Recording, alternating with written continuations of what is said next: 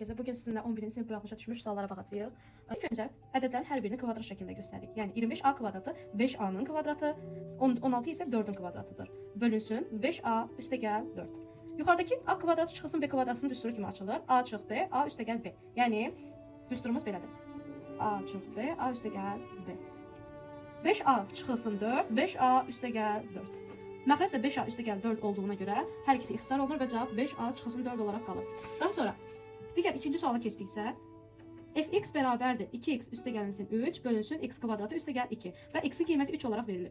Bu sualda sadəcə x-in yerinə 3 qoyaraq biz bütün sualı tapa bilərik. 2 vurulsun 3 üstəgəl 3 bölünsün 3-ün kvadratı üstəgəl 2. 2 vur 3 6 üstəgəl 3 9. 3-ün kvadratı isə 9 üstəgəl 2. Eləyir 11-də 9 cavab Y variantı.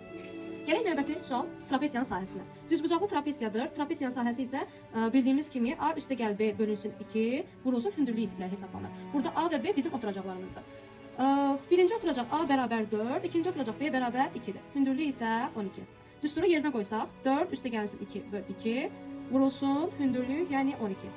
Cavab eləyir 6 böl 2 vur 12. İxtisarlarımızı aparsaq 36 Y variantı.